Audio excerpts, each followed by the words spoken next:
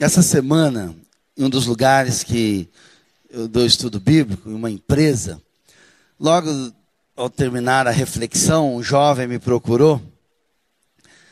Ele estava em crise. Falou: pastor, eu estou há quase 2 anos nessa empresa e eu não estou me sentindo bem. O lugar não me faz bem. Ele tem um salário razoável, acima da média de mercado. Ele estava abatido, porque estava decepcionado. Eu falei: mas o que aconteceu? Necessariamente nada, eu enjoei desse lugar. As pessoas, eu tenho dificuldade de relacionamento, algumas pessoas não me descem. Ele tem ouvido a palavra de Deus, né? Eu falei: olha, eu já enfrentei essas crises também. Às vezes a gente tem alguns sonhos, algumas pretensões, e acabamos ficando insatisfeitos. E ele falou: eu vendo bem aqui na loja, as pessoas me tratam bem, mas o problema está comigo, estou enjoado. E aí eu pude falar algumas coisas para ele, orar, e disse: não se precipite na sua decisão, porque ele reconhece que tem um salário bom, e se ele mudar assim, sem ter uma garantia de trabalho, ele pode criar outra dificuldade, porque ele mora só e não tem ajuda de pai, de ninguém. Mas o que eu quero colocar apenas que há uma insatisfação. Ele estava insatisfeito. Estava indo bem as coisas. Ele abriu o coração, a gente orou, pedindo a direção de Deus para a vida dele. E hoje eu queria falar de um tema que nós temos ouvido aqui, pela graça de Deus, dentro da religião, mas fora do reino de Deus. Às vezes nós achamos que sabemos, achamos que está tudo bem, e acabamos negligenciando. Um dos personagens da teologia que eu gosto de ler é o Jim Peterson. E o Jim Peterson, ele tem uma frase que diz assim: por acharmos tão familiarizado com algo, muitas vezes nos tornamos insensíveis. Por achar que sabemos, que dominamos, nós acabamos nos tornando insensíveis. E acabamos perdendo de avançarmos um pouco mais, de experimentar um pouco mais. Nós enfrentamos essa crise, como eu disse, desse moço no trabalho, e às vezes como comunidade, como religiosos, que eu quero citar um pouquinho de Nicodemos em seguida. Mas nós precisamos, irmãos, da graça de Deus, administrar a nossa vida e esvaziar da nossa soberba, da nossa arrogância e até mesmo da nossa insatisfação. Precisamos do agir de Deus na nossa vida, para que possamos viver a ardência do Evangelho, de Cristo, de povo de Deus, que se reúne na Avenida Paraná, pessoas que estão espalhadas em todos os cantos da nossa cidade, trabalhadores em todos os segmentos, professores, médicos, empresários, aposentados, jovens, adolescentes, crianças. E essa conotação que a gente procura abordar, o que é religião e o que é reino de Deus, e o que é estar fora do reino de Deus. E eu queria que você abrisse seu coração para a palavra de Deus, e reconhecendo a nossa dependência total do Espírito Santo. Vamos orar. Pai, nós queremos ouvir a Tua voz, queremos confessar a nossa fragilidade, reconhecemos que o Senhor é gracioso, misericordioso, e só Tu podes renovar o nosso coração, a nossa fé, para que possamos experimentar essa riqueza de Cristo, a suficiência de Cristo, não só em palavras, Senhor, mas em atos e atitudes, Senhor. Vem desconstruir em nós, Pai, toda a herança maldita, farisaica, mentirosa, humana, Senhor.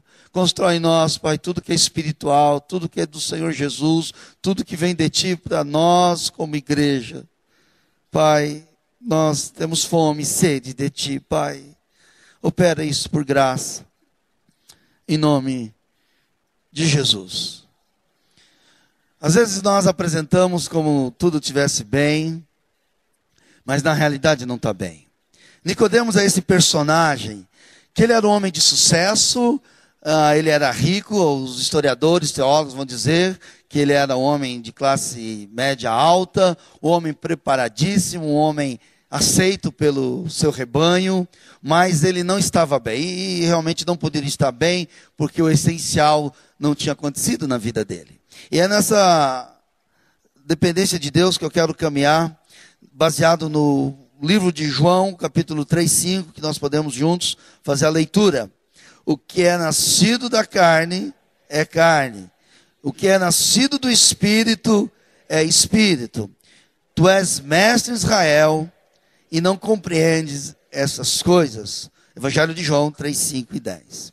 Nesse trecho das Escrituras, o Senhor Jesus trata de uma necessidade espiritual com muita clareza. Ou seja, o segundo nascimento pelo poder do Espírito Santo. Nicodemos, um homem natural, não entendeu o que de fato é o novo nascimento. O que muita gente também ainda não entendeu. Vamos ler juntos? Assim também as coisas de Deus, ninguém as conhece, senão o Espírito de Deus.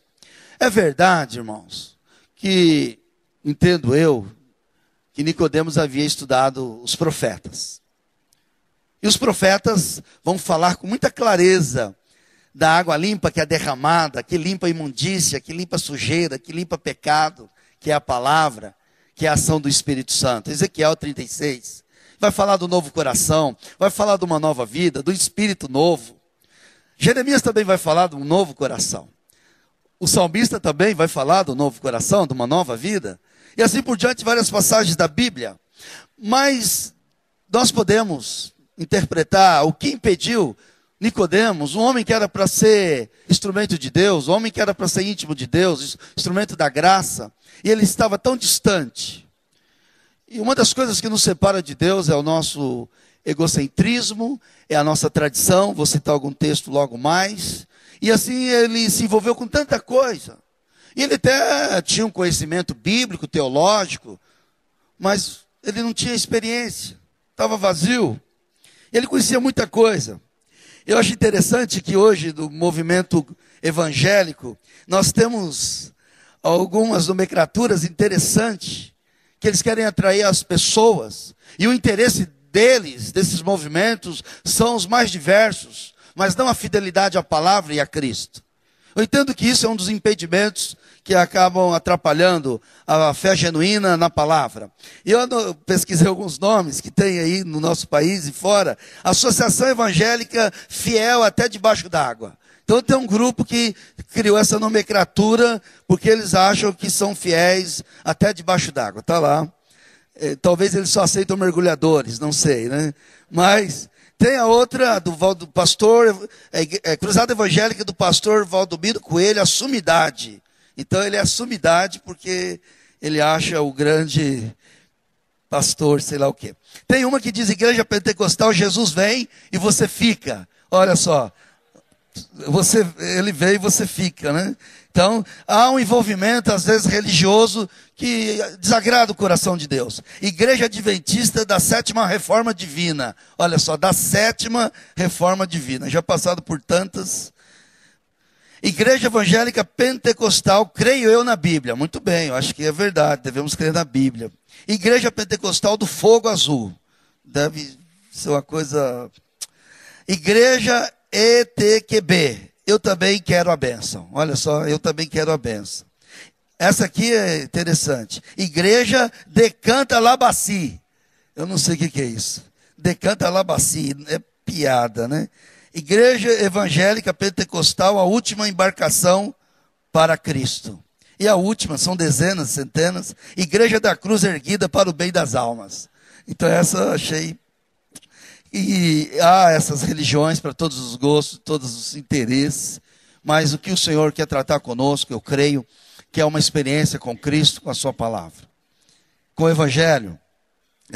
E Nicodemos, toda essa formação, todo esse conhecimento, ele estava distante do Senhor. Nós temos várias definições do que é religião. Uma delas, entendo eu, que é tudo aquilo que é centrado em si mesmo e contrário a Jesus e as suas obras. Religião é tudo aquilo que é centrado no homem e tudo aquilo que é contrário a Jesus e a sua obra na cruz, a sua palavra. Às vezes nós aceitamos algumas partes da Bíblia, Nicodemos aceitava, mas ainda não temos a compreensão exata da pessoa e da obra de Cristo. E assim, irmãos, como o texto sagrado diz que as coisas de Deus, ninguém conhece senão o Espírito de Deus. Nós precisamos da ação do Espírito Santo para vivificar a palavra, para nos convencer, para nos ajudar a entender a riqueza da vida regenerada em Cristo e sermos libertos da nossa tradição. Uma definição que eu acho interessante também, eu dei a definição de religião e agora do reino de Deus. O reino de Deus é uma realidade espiritual que está presente em todas as áreas da vida da nova criatura, expressando com atitude a vida de Cristo. Porque a Bíblia diz, porque o reino de Deus não consiste em palavras, mas de poder. Me parece que a vida de Nicodemos, ele trazia consigo muitos conhecimentos, mas não experimentava da vida.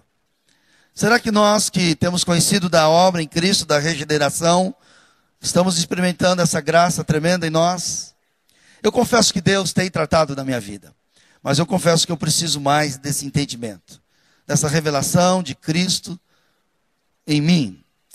Nicodemos frequentou a nata teológica, da qual fazia parte o sumo sacerdote, os chefes religiosos, professores da lei, mas ignorava a regeneração pelo Espírito Santo. Jesus não intelectualiza o seu discurso, apenas desafia o sábio a romper com as amarras do racionalismo cético. De uma certa forma, ele tinha um conhecimento religioso, mas diante da grandeza espiritual da pessoa de Cristo, ele era cético, ele era incrédulo. E assim também, a humanidade veio a esse mundo com um coração incrédulo. Mas no meio religioso, irmãos, ao meu ver, é o segmento mais incrédulo que tem. Mesmo que há milagres, há prodígios, há sinais, há coisas bonitas, sensacionais, emotivas, mas aonde que a obra de Cristo não é suficiente para a vida deles. Inventam modas, colocam coisas que não tem nada a ver da palavra de Deus. Lenço ungido, gravata ungida, meia ungida, tanta coisa. Porque a obra de Cristo, para eles não é suficiente. E assim então, é um povo religioso incrédulo. E Nicodemos, ele tinha essa marca religiosa, mas, ao meu ver, incrédulo também. Esse chefe dos judeus, membro do Conselho Supremo da nação, é colocado em frente da verdade sobre Deus, sobre Cristo. É o contraste da sua tradição religiosa, a qual ensinava a lei mosaica e ao mesmo tempo violava. Essa verdade iria condená-lo ou salvá-lo, libertá-lo. Eu cito 1 João 5,10, só para a gente ter como parâmetro bíblico. Conhecendo a verdade, conhecendo a obra de Cristo, de fato nos liberta. Mas faltava esse conhecimento a Nicodemos. Apesar da sua posição, de sua autoridade, do seu bom nome, ele não tinha vida eterna. E mais ainda, achava-se mestre. Vamos juntos? Ler Efésios 2:1 e 4:18. Estando vós mortos nos vossos delitos e pecados, obscurecidos de entendimentos, alheios à vida de Deus, por causa da ignorância que vivem pela dureza do seu coração. Então, por nós mesmos, nós temos essa grande barreira. Eu me lembro quando eu ouvi falar do Evangelho em 87. E foi justamente no livro do Evangelho de João. Sentado com aquele irmão, e ele falava e lia o capítulo 3. No primeiro momento, estava tudo obscurecido na minha mente. Ele falava algo de vida nova em Cristo. O que é vida nova? O que é nascer de novo? Não sabia. E ele começou a explicar, olha, o pecado fez isso. Eu falei, e o Espírito começou a mostrar para mim, é verdade. Eu sei que eu tenho umas perversidades fortes no meu coração. Era Deus mostrando. E ele começou a mostrar que a obra do Evangelho era mudar isso no meu coração. Eu falei, mas todo mundo é assim, moço. Ele falou, não, Cristo veio para mudar você, Dagoberto. Fazer você nascer de novo. E aquilo foi entrando no meu coração, fui percebendo o poder da palavra. E aquilo foi trabalhando, foi tratando no meu coração, dando fé. Porque se o Espírito Santo não agir em nós, irmãos, nós podemos até falar, até pensar que achamos, mas nós precisamos clamar a ação poderosa do Espírito de Deus em nós, para que haja uma experiência genuína, de dentro para fora, da graça de Deus, mudando a gente, nos libertando da nossa religiosidade, que é protestante, católica, evangélica, espírita, para que Cristo seja a realidade da nossa vida e da nossa experiência. A obra da regeneração, a obra do novo nascimento em nós. O que implica isso para nós? Será que isso é a realidade na sua vida, irmãos? Ou nós estamos achando tão familiarizados que não tem mais valor? Vamos prosseguir. Por isso, Jesus é enfático ao dizer que o homem natural precisa nascer de novo e assim ganhar uma vida espiritual. O cabedal de conhecimento daquele homem da lei, Nicodemos, não foi suficiente para tirar as suas dúvidas e nem mesmo suprir o vazio da sua alma. Ele teve que admitir a obscuridade de sua existência, tanto humana como religiosa. Ele não estava bem. Eu creio que as crises são benéficas para nós. Quando nós temos algum sintoma físico, nós temos que procurar um médico, um especialista, para nos orientar e mostrar. E aí você vai relatar o que está acontecendo. E assim também eu vejo a ansiedade, a busca de Nicodemos. Ele foi até Jesus. E bendita a hora que ele foi até Jesus. Porque dentro de si havia um clamor, uma denúncia. Não está bem. Tem coisa errada. E como novas criaturas, eu creio que Deus muda a nossa vida para conhecer a Deus. Para viver para a glória de Deus. Para dar frutos para a glória de Deus, para ter intimidade com Ele na sua palavra, para ter prazer em adorar o Senhor, tanto no particular, quanto no coletivo, como a gente faz final de semana, durante a semana com alguns irmãos, tarde da oração, encontro de jovens, de adolescentes na colina, hoje encontro dos irmãos do louvor, lá do coral, lá na colina. Isso é comunhão e isso é benéfico, é viver o corpo, é viver a igreja, é essa conexão dos santos, dos regenerados. Creio eu que são sinais das novas criaturas, de homens de Deus, que querem estar juntos na comunhão, servindo, aprendendo, recebendo e se doando também. São evidências claras que tem que estar em nós, em mim.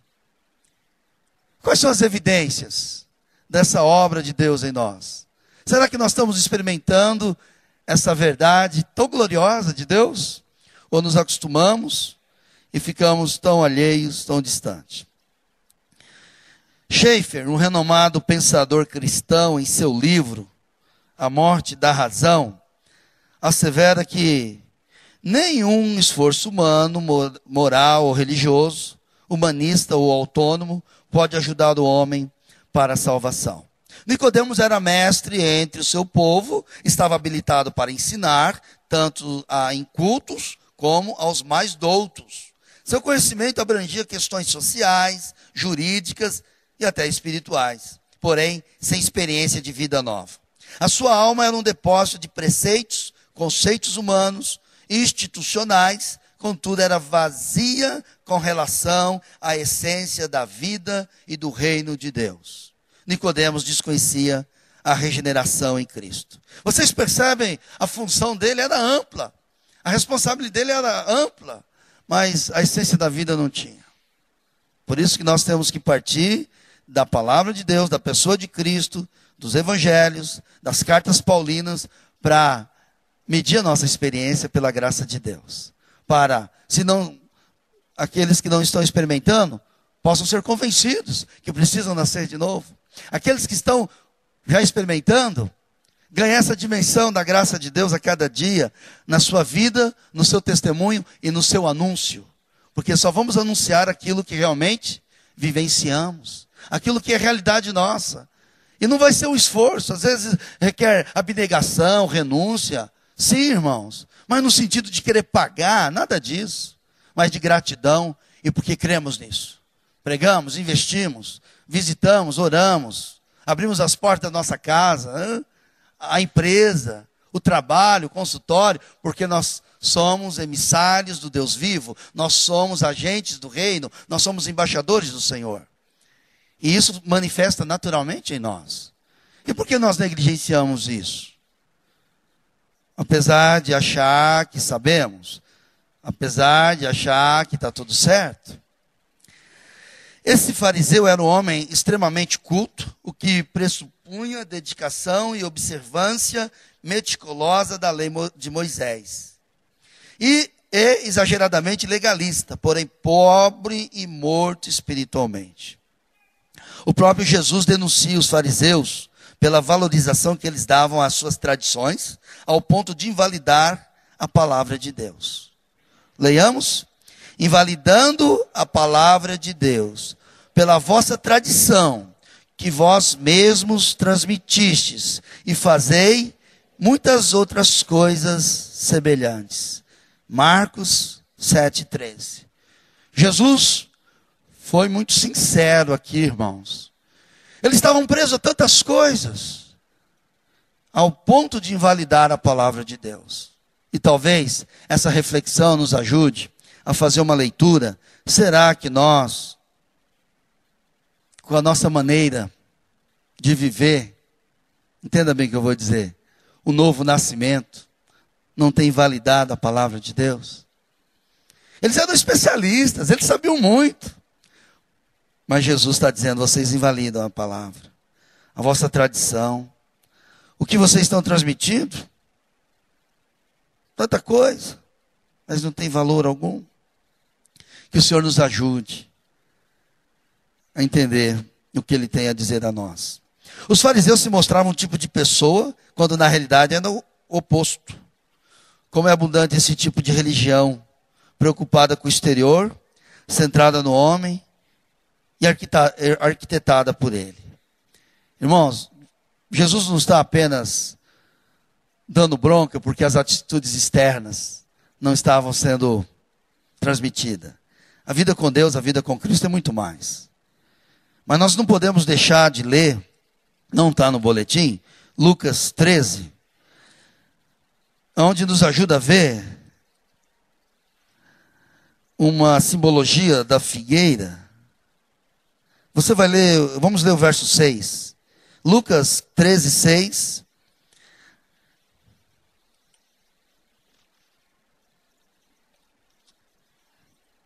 Então Jesus, Lucas 13, 6. Então Jesus proferiu a seguinte parábola: certo homem tinha uma figueira plantada na sua vinha, e vindo procurar fruto nela, não achou. Pelo que disse ao viticultor: há 3 anos venho procurar fruto nessa figueira e não acho. Podes cortá-la, para que está ela ainda ocupada inutilmente a terra? Para que ela está ainda ocupada inutilmente na terra? Ele, porém, respondeu: Senhor, deixa ainda esse ano, até que eu escave ao redor dela e lhe ponha estrume. Se vier a dar fruto, bem está. Se não, mandarás cortá-lo. Aqui uma simbologia de Israel. Não estava dando fruto. E Jesus usa essa alegoria, creio eu, relevante para nos despertar e nos dizer algo. Certa feita ele vai passando, ele está com fome, ele olha para uma figueira também, muito bonita, mas não tinha fruto. Ele amaldiçoa e manda cortar aquela figueira. Deus nos chama para a sua glória. Deus nos chama para continuar a sua missão aqui na terra. Deus nos chama para romper com a religiosidade centrada no homem, nos interesses pessoais. Deus nos chama para vivenciar o seu reino aqui, através dele. Porque o reino de Deus é chegado até vós. O reino de Deus é manifesto através de Cristo. O reino de Deus tem aquele que comanda, que é Jesus. E assim nós nos submetemos a Ele. Nós servimos a Ele. E nós vivemos para a glória dEle. Tudo que somos, tudo que temos. Por isso, há uma grande diferença entre a religião e o evangelho. A religião tem como centro o homem.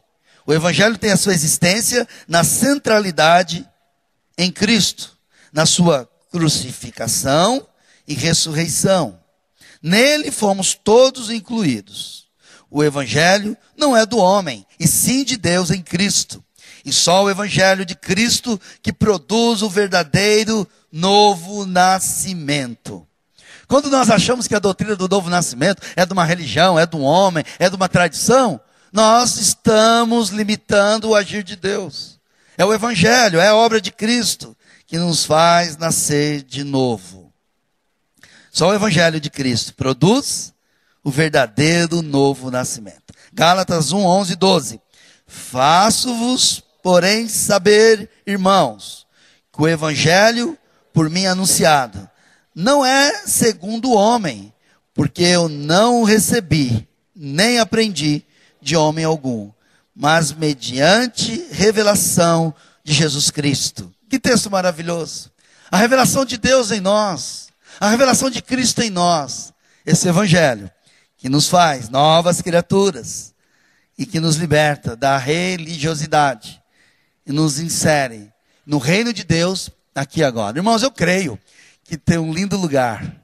Eu creio no céu. A Bíblia diz que não vai ter dor, não vai ter morte, não vai ter sofrimento. Eu creio.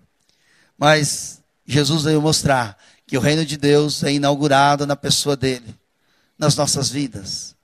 Tem gente que está esperando servir a Deus lá no céu. Tem gente que está esperando ter uma espiritualidade lá no céu. Eu creio que lá vai ser perfeito e pleno.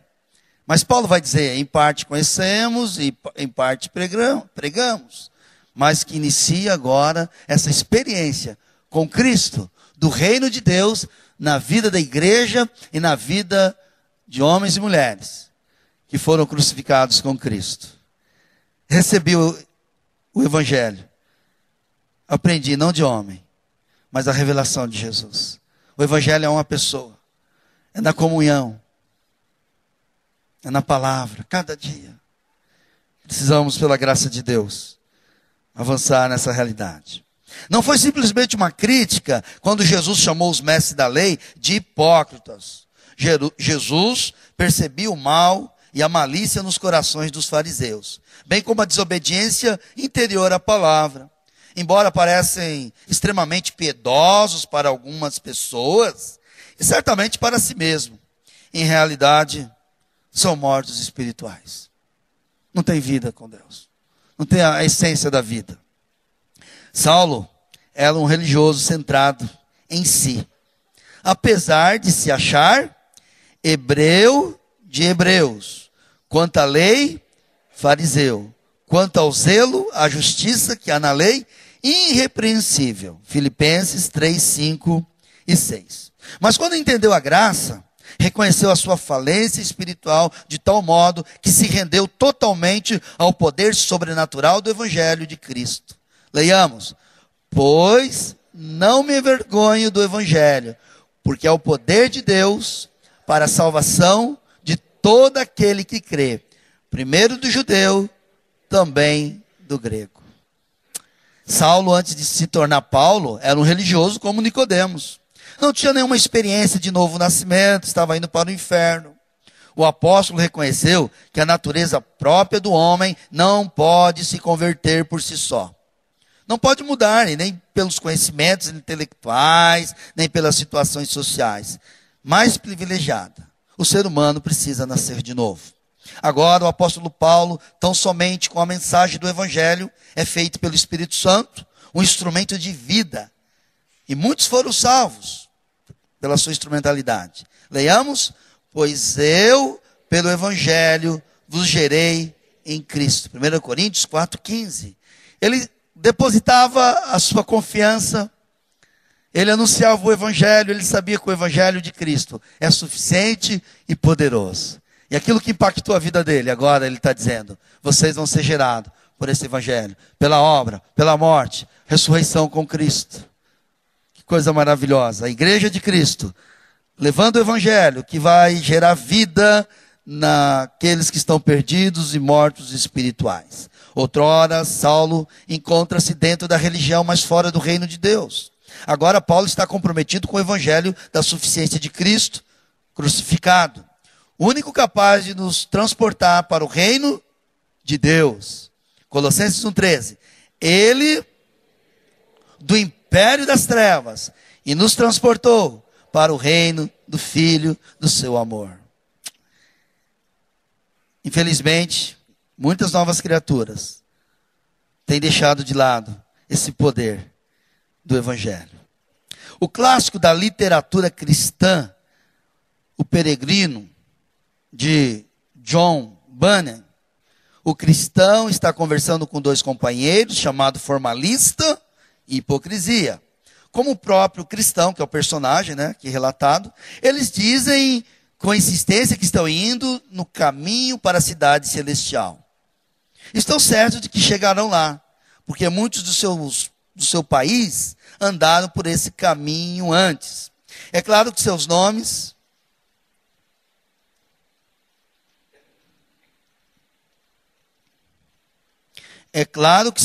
revelam a situação. Formalista e hipocrisia não chegarão à cidade celestial.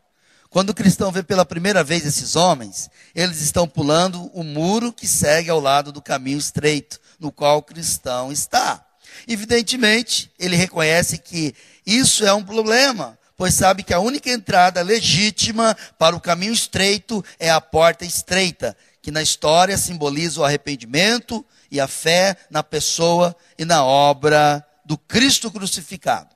Cristão pergunta para os dois homens: por que não entraram pela porta? Os homens explicaram imediatamente que as pessoas do seu país acham que a porta está muito distante e por isso decidiram tomar um atalho. Desde o princípio dos tempos, pessoas têm tentado salvar a si mesmas por maneiras que fazem sentido para elas, e não pelo novo nascimento na pessoa do Espírito Santo. Pessoas estão desenvolvendo novas fórmulas, novas religiosidades. E o livro O Peregrino, então, como citado, ele tem um filme também muito bem feito, vale a pena assistir. Ele vai ilustrar o estilo de vida que as pessoas querem. E eles queriam fazer do jeito dele. A nova criatura que ganhou a experiência em Cristo está sendo tomada pelo jeito e pela vida de Cristo. Não é do nosso jeito, é do jeito dele. Vamos ler o texto de João 3, 6 e 7. O que é nascido da carne é carne. O que é nascido do Espírito é Espírito. Não te admires de eu dizer, importa nascer de novo. Muitos têm elaborado um tipo de salvação sem a cruz, sem a morte do velho homem, com Cristo, sem o novo nascimento, sem a suficiência da graça divina. Essa religião centrada no homem já invadiu muitas igrejas, que se dizem evangélicas, e outros grupos dos mais diversos espalhados por todos os cantos. Infelizmente, a propagação e aceitação do evangelho sem o Cristo crucificado tem sido grande. A descentralização da cruz está acontecendo sutilmente entre os evangélicos por caminhos judaizantes e legalistas. Pessoas que estão colocando um tempero extra. Temos que ter cuidado, porque nós temos uma herança, irmãos, religiosa, que está sendo desconstruída a cada dia. O velho homem em Cristo foi crucificado. Contudo, nós temos um ranço que só a misericórdia de Deus para revelar no meu coração e no céu. Por isso, é com muito temor, diante do trono da graça, que a nossa alma, o meu espírito clama a revelação do Cristo em nós, para que possamos usufruir a sua essência, da sua verdade, da sua palavra. Vamos ler o texto de Judas 1,4. Pois certos indivíduos se introduziram com dissimulação, os quais desde muito foram antecipadamente pronunciados para esta condenação. Homens ímpios que transformam em libertinagem a graça de nosso Deus e negam o nosso único soberano Senhor Jesus Cristo. Essa carta de Judas é uma carta pequena, mas muito rica, que vai denunciar líderes que, em nome de Deus, enganam o povo. E aqui então ele está mostrando, há um disfarce sorrateiro que vem e toma conta das pessoas. Um dia, uma irmã que frequentou muitos anos a nossa igreja, uns 15 anos, e ela disse que ia numa determinada igreja, que tem lá o dia do impossível, o dia tal para buscar uma bênção tal. E eu falei, irmã, nós temos que ficar com a suficiência do Evangelho, querida. Ela sofre muitas lutas, reconheço. E ela falando das lutas dela. Falei, irmã, quem que não sofre lutas? Jesus falou que no mundo vai ter aflição, vai ter luta, dificuldade. E ela queria ir para esse encontro, essa campanha, para resolver um determinado problema. Eu acho que ela não achou ainda a solução para o problema circunstancial dela. E as pessoas estão em busca de soluções do seu dia a dia, que Deus permite para a gente enfrentar, crescer, buscar o Senhor. Mas tem coisas na nossa vida que vai permanecer. Aquela mãe que tem um filho deficiente. Conheço algumas pessoas, irmãos nossos, tão queridos aqui. Filho que tem quase 30 anos. Sofre. Ele um dia disse, meu filho tem dia que tem 10 convulsões. Eu não entendo também. Mas eu creio que ele é uma triste realidade que ele tem que enfrentar a cada dia. Mas tem aqueles mercadejadores que enganam as pessoas, prometendo coisas que Deus permitiu para trabalhar na vida de cada um daqueles que passam. Né? E a nossa busca é do Senhor, é de discernimento, de direcionamento, para enfrentar esses desafios, que não são fáceis, irmãos. Eu creio que irmãos amados que enfrentam lutas terríveis, mas o Senhor está acima da sua luta, em cima do seu problema, da sua dificuldade. Aquela mãe no hospital, angustiada, o filho se envolveu com droga, ela chorava. Outra crise, ela se agonizou tanto, irmãos, que ela sangrava, como se fosse uma hemorragia interna. E ela querendo resolver o problema do filho, o filho único, amado. Falei, irmã, isso não compete a você, querida. Que o Senhor ilumine seu coração para você olhar para o Pai, para o consolo dele. É um menino já, um moço, adulto, que é o caminho errado. Mas ela pode receber o consolo de Deus, como diz em Coríntios, né? Que o Espírito nos consola, para consolar aqueles que sofrem também. Mas há muitos que têm trocado a fé genuína, a centralidade de Cristo, apenas para resolverem problemas circunstanciais. Que o Senhor nos ajude a ver a vida com mais seriedade. Vamos continuar. As sábias palavras desse pensador, Greg Gilbert, em seu livro O que é o Evangelho, são bíblicas quando ele diz: somente a cruz trata verdadeiramente de uma vez por toda do problema do pecado. É a cruz que torna possível aos seres humanos serem incluídos no reino perfeito de Deus. As Escrituras deixam claro que a cruz tem de permanecer no centro do Evangelho. Não podemos movê-la para o lado, nem podemos substituí-la por qualquer outra verdade como centro, o âmago e a fonte das boas novas. Fazer isso significa apresentar ao mundo algo que não salva e, portanto, não são realmente boas novas. Não existe atalhos para se chegar ao reino de Deus. Somente na pessoa e a obra de Cristo crucificado, isto é possível. Vamos ler juntos? Porém, a quem Deus ressuscitou, não viu corrupção. Tomai, pois, irmãos, conhecimento, se vos anuncia remissão de pecados por intermédio deste, e por meio dele, todo que crê é justificado de todas as coisas das quais vós não pudesse ser justificado pela lei de Moisés. Atos 13, 37, 39. O mais que Nicodemos conhecia a lei de Moisés, ele não poderia alcançar o reino de Deus. Só por meio desse, Cristo. O novo nascimento, o nascimento do alto, é um ato criador de Deus, um dom do Pai Celestial.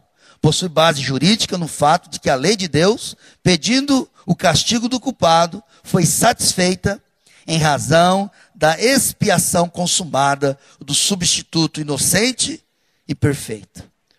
Leiamos. Aquele que não conheceu o pecado, ele o fez pecado por nós, para que nele fôssemos feitos justiça de Deus. Dá para descansar nessa graça bendita do Pai? Dá para experimentar isso? Pela graça de Deus, sim. Mas de tal forma que a nossa vida possa também frutificar para a glória de Deus. Na Bíblia, são inúmeras as advertências divinas a respeito das manifestações religiosas que não têm valor aos olhos de Deus. A oferta de Caim era sem valor, porque oferecia a Deus o fruto do seu próprio trabalho, confiando assim em suas próprias obras. Todos aqueles que procuram a justiça própria constroem uma religião sem valor. Não há maior resistência a Deus do que o homem que confia nos seus méritos. Quantas obras aprovadas pelos homens que Deus rejeita? Quantas posições honradas pelos homens que Deus não reconhece? Quantos bons nomes que para Deus são puros e simples disfarce? Leiamos. Conheço as tuas obras, tem nomes que vives, está morto. Apocalipse 3:1. É verdade que a manifestação externa se origina de um coração que está tomado por algo. Estamos cheios do Evangelho, da vida de Cristo. Como será isso? As nossas atitudes têm sido de regenerado ou de religiosos? Em outro momento, Jesus disse: vós sois o que vos justificai a vós mesmos diante dos homens, mas Deus conhece os vossos corações, porque o que entre os homens é elevado, perante Deus é a abominação. Lucas 16:15. Percebe que no início nós colocamos que a religião é centrada no homem. E o reino de Deus na pessoa e na obra de Cristo. E essa desconstrução em nós, irmãos, é diariamente, em todas as áreas, em todas as funções, na mais simples ou naquela mais sofisticada que nós achamos que seja. Na onde que no meu íntimo Deus sonda e conhece.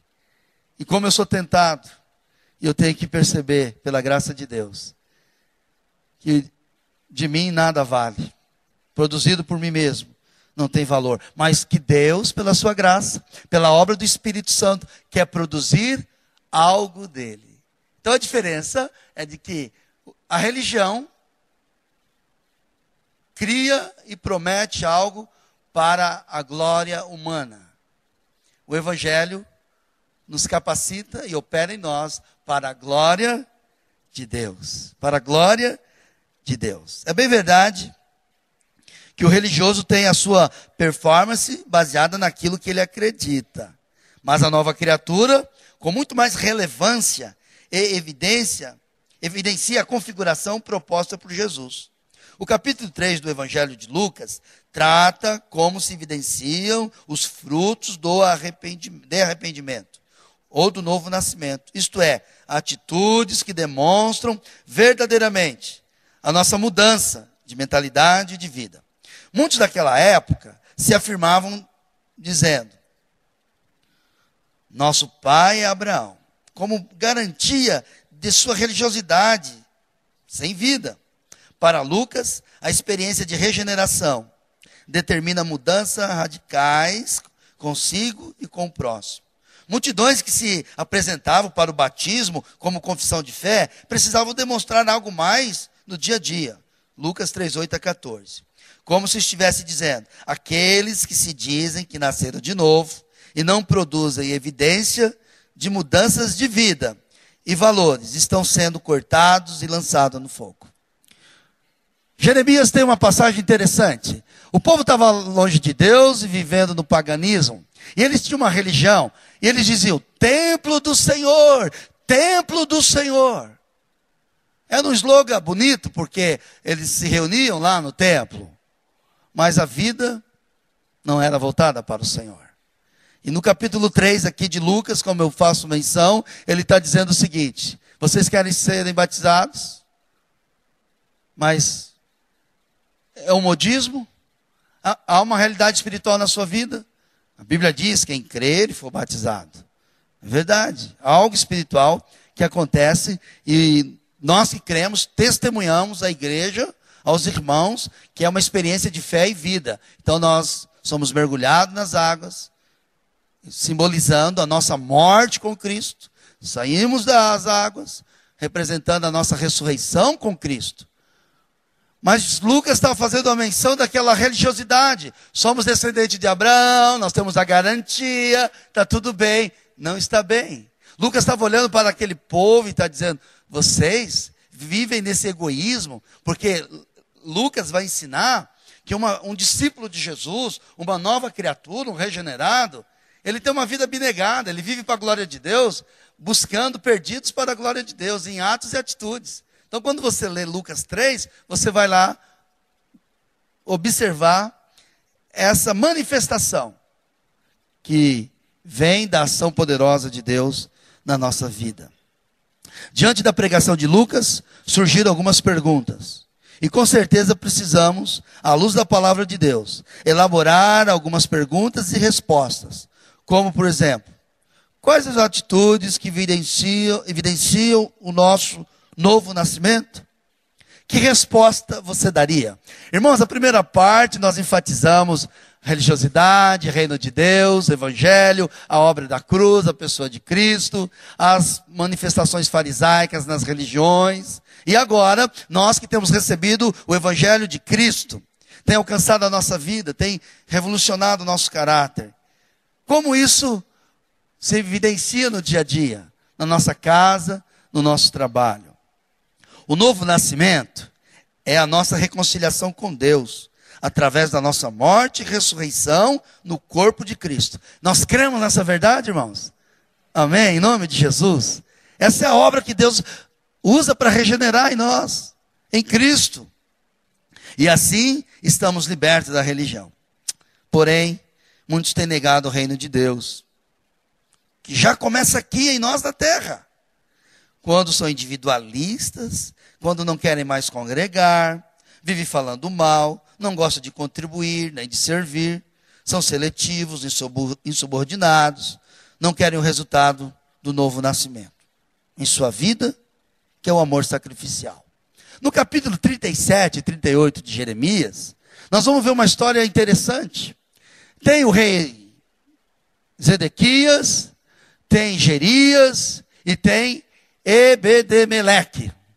Jerias é aquele sujeito mentiroso. Ele acusa Jeremias de coisas que não existiam. Ele era um sentinela, ele fazia a guarda do palácio, um funcionário público, muito esquisito, muito partidarista. E Jeremias precisa sair da cidade para resolver algumas coisas pessoais. E sabe o que Jerias faz? Denuncia ele. Olha, Jeremias é um traidor. Jeremias está sendo um espião. Ele anuncia às demais autoridades e Jeremias acaba sendo preso injustamente. E ali todo o reino, todas as autoridades acusam, chicoteiam, batem Jeremias duramente. Zedequias, que se dizia amigo do seu Jeremias, quando enfrentava as crises, ia lá conversar com ele, mas ele era um cara em cima do muro, não tomava posição, era um político polido aos seus interesses. E ali então ele faz vista grossa para o profeta.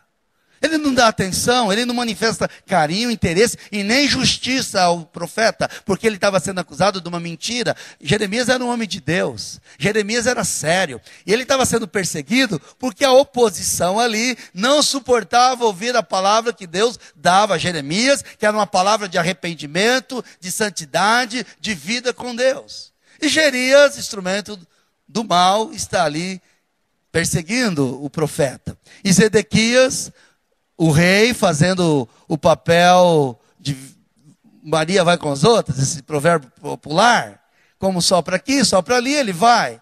Mas tinha Ebedemeleque, o eunuco, aquele que era confiado às riquezas do palácio, da família, cuidava da esposa, dos filhos, etc. Começa a ver essa injustiça. Fala, como pode?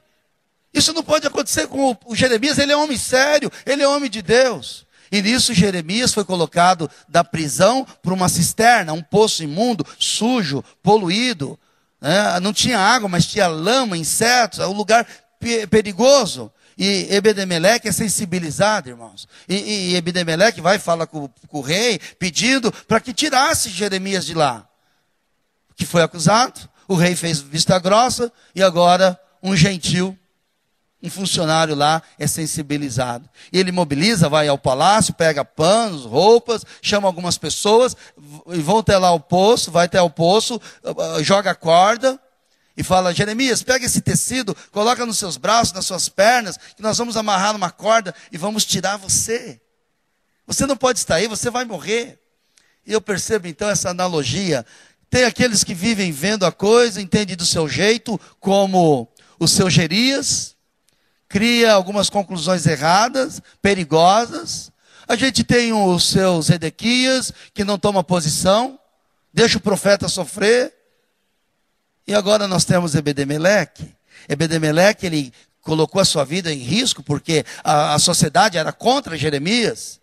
E ele não mediu esforço, falou: não importa o que eles vão pensar de mim, eu vou buscar alternativa, eu vou lá socorrer o profeta. Então ele mobiliza as pessoas, chega lá e tira o profeta Jeremias. Eu tiro várias lições dessa história. Jesus veio nos tirar do poço de pecado. Ele veio tirar da escuridão e veio tirar das trevas. Eu creio que é uma simbologia prática. Outra lição que eu tiro é que tipo de pessoa eu estou sendo. Eu sou um Gerias? Crio confusão? Eu sou um Zedequias? Que sou indiferente? O que está acontecendo? O quê? Como? Não sei. Ou sou um Ebed-Meleque? Vamos lá, vamos nos unir, vamos juntos, para a glória de Deus. Para a glória de Deus. Que tipo de amigo eu sou? Que tipo de irmão eu sou? Que tipo de cristão eu sou? Que tipo de nova criatura eu sou? Possamos entender esse relato, né, que está em Jeremias 37, 38. Eu tenho tido algumas lições ali, tirado algumas lições do profeta. E essa foi uma das últimas que eu tirei essa semana. Ebed-Meleque, ele vai para lá e busca e olha, ele é sensível, ele é cheio de compaixão. E nós, como novas criaturas, somos chamados para ter compaixão, amor, misericórdia daqueles que estão desfalecidos, que estão distantes, que estão aí num poço escuro, para levar a luz do Evangelho, que é Cristo. Em nome de Jesus, eu tenho que confessar que o meu Gerias foi crucificado. O Gerias aqui representa aquele moço que se aparenta bem, mas ele é um religioso. Ele ocupava um cargo lá da elite do palácio, mas não tinha comprometimento algum, não tinha compromisso com a justiça, com a verdade e com as pessoas. Ele era um delator, ele era um cagueta de mentiras. Mas tem Ebed-Meleque, tem a graça de Deus na sua vida, abrindo seus olhos, curando você e eu, para que possamos glorificar o Senhor pela sua graça e pela sua misericórdia. Muitos não querem o resultado do novo nascimento em sua vida, que é o amor sacrificial. O amor tudo sofre.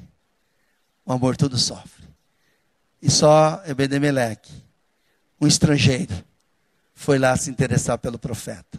Como é bom, né? Deus levanta pessoas para a nossa vida, para nos abençoar, mas Deus levanta a nossa vida para ser instrumento na vida de outras pessoas. O chamado do Senhor é para vivermos já, aqui e agora.